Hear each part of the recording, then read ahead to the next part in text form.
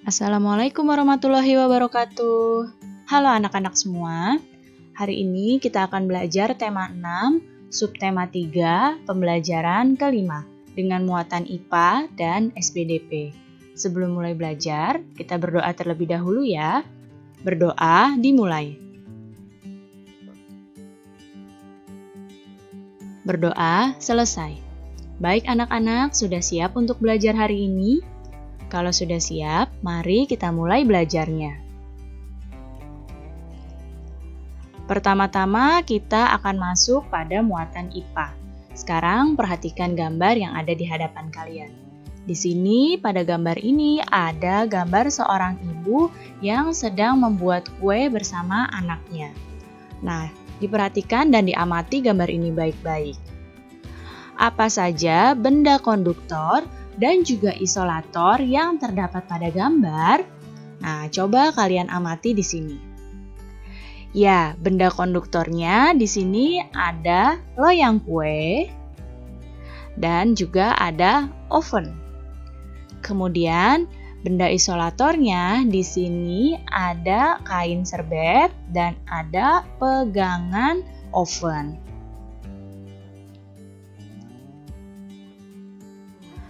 Nah, di sini kita akan ingat kembali, konduktor adalah benda yang dapat menghantarkan panas. Ya. Nah, contoh benda konduktor yang ada pada gambar ini yang tadi sudah kalian amati adalah loyang kue di sini, ada loyang kue dan juga oven. Loyang kue dan oven ini adalah benda yang dapat menghantarkan panas ya. Kemudian benda yang menjadi isolator atau benda yang tidak dapat menghantarkan panas pada gambar ini ada kain serbet, nih kain yang digunakan ibu untuk memegang loyang, dan juga ada pegangan oven. Isolator ini dapat menghambat aliran panas pada suatu benda.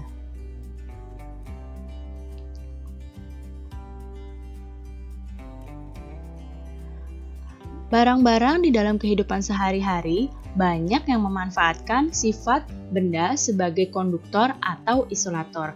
Bahkan ada yang sekaligus menggunakan konduktor dan isolator pada satu benda. Contoh-contoh benda atau barang-barang dalam kehidupan sehari-hari yang memanfaatkan sifat konduktor dan isolator adalah, nah, ini ada spatula yang dari stainless. Ya, di sini ada konduktor dan isolator yang dalam satu benda ini.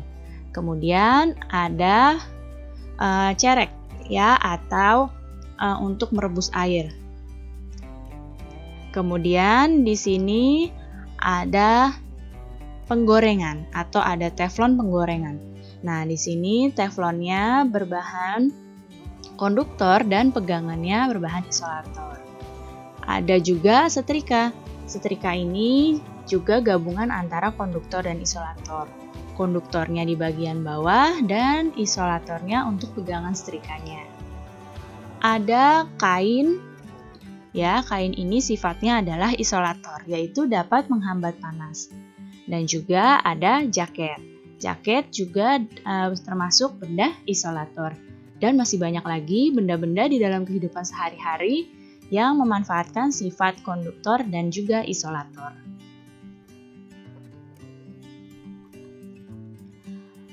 Bahan konduktor itu digunakan manusia untuk membuat peralatan yang membutuhkan pengantaran panas dengan cepat.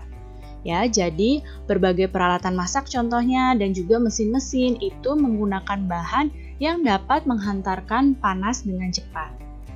Kemudian, sedangkan benda-benda isolator itu bahannya dimanfaatkan untuk mencegah panas merambat dari suatu benda. Nah, benda isolator ini ada pada pegangan alat-alat memasak, itu biasanya terbuat dari bahan isolator. Apa tujuannya? Tujuannya adalah mencegah panas agar tidak sampai ke tangan kita. Sekarang, lihat di hadapan kalian ada seorang anak yang sedang menggambar menggunakan cat air. Apa ya nama teknik mewarnai yang digunakan oleh anak ini? Nah, kalian tentu pernah membuat gambar cerita dan juga mewarnainya.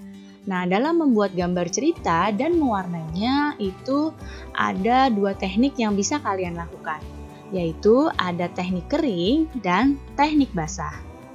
Apa itu teknik kering dan apa itu teknik basah? Jadi, teknik pewarnaan gambar cerita ini ada yang pertama tadi adalah teknik kering. Teknik kering adalah teknik yang pewarnaan yang tidak perlu menggunakan pengencer seperti air atau minyak. Jadi langsung menggunakan alat mewarnainya itu bisa. Nah, alat pewarna yang digunakan untuk teknik kering yaitu pensil warna atau juga krayon, pulpen, dan juga spidol. Sedangkan teknik basah itu adalah teknik mewarnai yang memerlukan pengencer. Pengencernya itu seperti air atau minyak.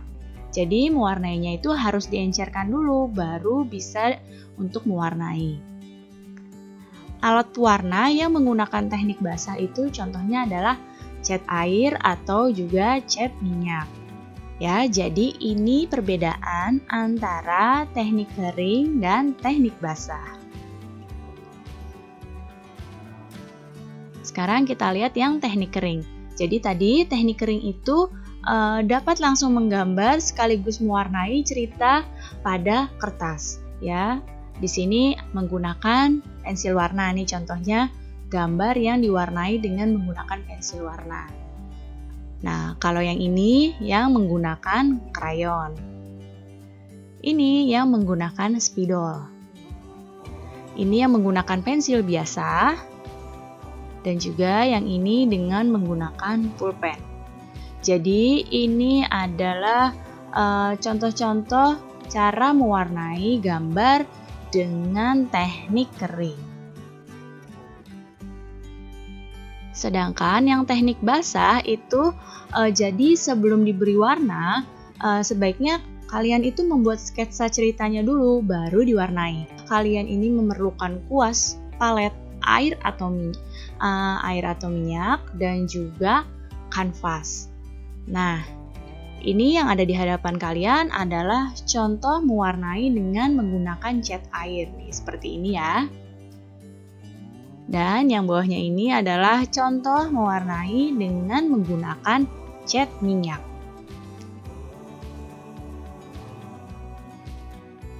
Baik anak-anak, cukup sekian ya penjelasan Ibu kali ini. Mudah-mudahan kalian paham dan mengerti.